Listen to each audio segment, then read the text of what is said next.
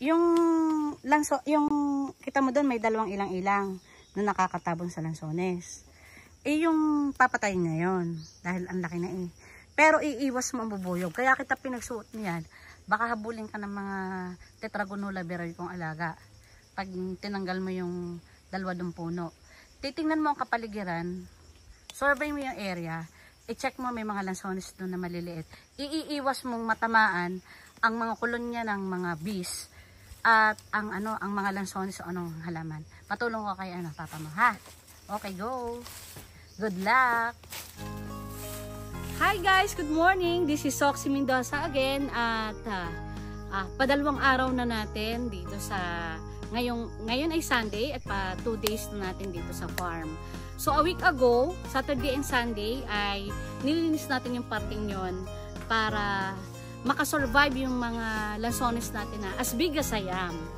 At ngayon naman, nandito tayo sa medyo malalaking lansones na itinanim ng tatay nun.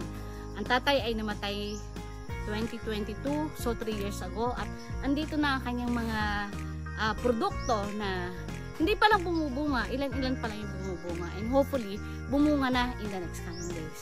So samahan nyo ako guys from day 1, how we work, how my team work dito sa farm. Samahan nyo ako. Hi guys! Good morning! Say hello, good morning, Baste! Good morning! At nasa na si Tutoy! So, ngayong araw na ito ay padalawang Saturday natin ng pagtatrabaho natin dito sa farm at titingnan natin how it works.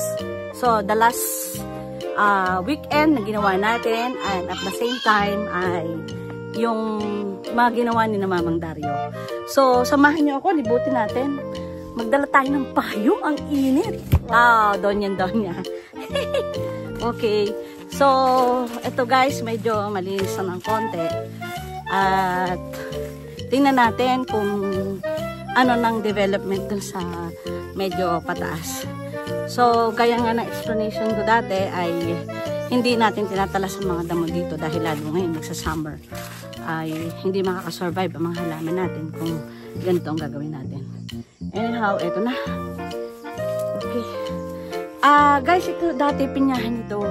Pero tatanggalin na natin ito, masyado makakain ng space and at the same time ay ang hirap. Pag nakabunga ito ay tatanggalin na natin. Ayoko na nitong pinyato. At since nagbubungahan na naman ng lansones, kaya okay lang na medyo tanggalin natin. So ito medyo gubat pa itong lugar na ito at akit tayo doon kung anong ginagawa niya ng mga Dario. Napakahirap mag-maintain guys ng farm. Very costly and very tedious. Okay.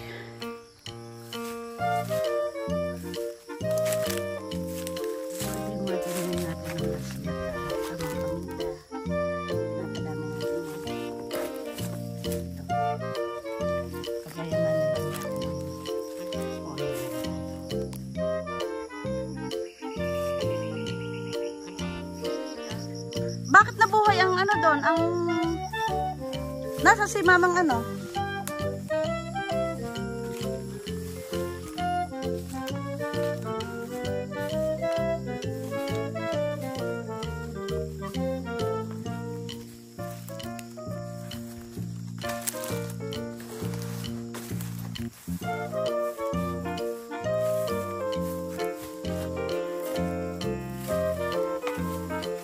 Ay, ang ganda na rin mga paminta na rin. Ay, kaganda na rin Mamang Dario. Mga paminta din eh. Ang ganda. Nabulaklak na ang mga rambutan. Ba't ang atin ay hindi? Ha? Guys, good morning. So, it's me again, si Soxy Mendoza. So guys, ibisitahin natin kung gaano nakalaki ang natapos dito sa farm. So it's Sunday. So guys, ako ay nakakulambo dahil nang ito ay gagamitin natin sa pag-check ng mga colonies natin. So we're almost done. Patapos na ang lahat. Guys, ito yung mga next project ko. Itong mga buong 1.8 hectares natin ay may mga bakod na tayo nung unang nabili natin ito. Di sinukat ng ating, nakita ko nakalagay doon sa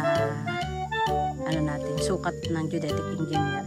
Si Geogracious Tanda, naka-perma, ay pinalagyan natin ng mga ganitong bakod ang ating farm para alam natin yung edging ng lupa natin. Napakatagal na nito, pero winawasak guys ng mga tao. Kaya nito, dumadaan sila dito guys. Yan, may mga places na kung saan winawasak nila ang ating mga bakod dahil nangunguha sila dito dati ng mga saging katulad niyan. Ninanakaw nila yung mga puso, yung mga saging. Yun lang naman ang makukuha nila dito. Tapos pag time ng nangunguha din sila ng irok. Kaya lang pinaalis ko na yung mga irok at dahil nga nakakasagabal sa ating mga halaman. So makikita nyo guys, itong part na yun guys ay protected area natin na kapag bumabagyo ay siyang nagsisilbing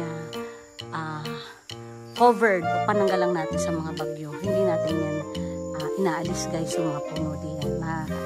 Mga kawayanan at mga hindi napasok ko na yung gubat na yun guys. Kaya lang ay napakatagal ng panahon. Hindi natin napasok yan. At madilim at takot ako pumunta dyan. Baka may ahas o may sawa. But anyhow, hindi natin pinagagalaw yan.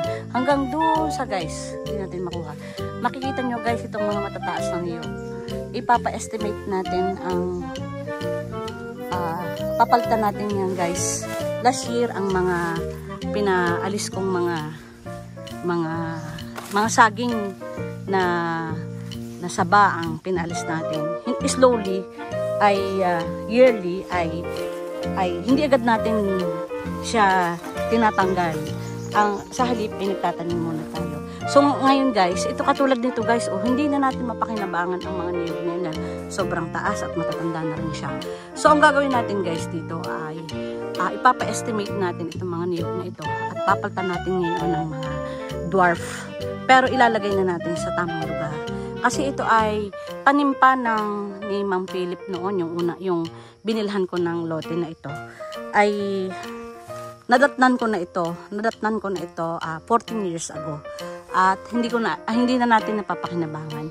Ang pakinabang na lang natin nakukuha diyan yung mga bulaklak na nagsisilbing source of honey ng ating Tetrabonula beroy. Pero sa ngayon ay nalalaglag lang yung mga yung mga bunga na tuyo ng niyog. Hindi natin napapakinabangan at hindi rin tayo routinely nakakapunta dito dahil nga may trabaho tayo. Pag may mga time lang na hindi natin kinakaya ang schedule natin ay hindi tayo nakakapunta dito. Pero kapag medyo maluwag ang schedule natin, pag Saturday and Sunday pumupunta tayo dito. So ang gagawin natin diyan ngayon guys ay yung mga niyog na ipapa-estimate natin para mataniman ko ng tamang halaman ang lugar na ito. So punta tayo kay Mamang Dario.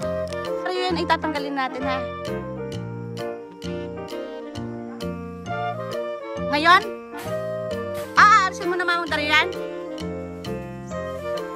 Guys, nakita nyo, ang linis na. Nandun na si Mamang Dario sa pataas na yan. So, slopey area to. Pero marami rin naman ang patag. So, ito ay, lugar na ito ay, ang tatay ay nagpatanim ng mga lansones. Wala siyang tamang plano. Basta naglagay lang siya. Anyhow, wala tayong magagawa dahil erected na kasi yan eh. Feeling ko Mamang Dario, aring lansones na rin ay bubunga na.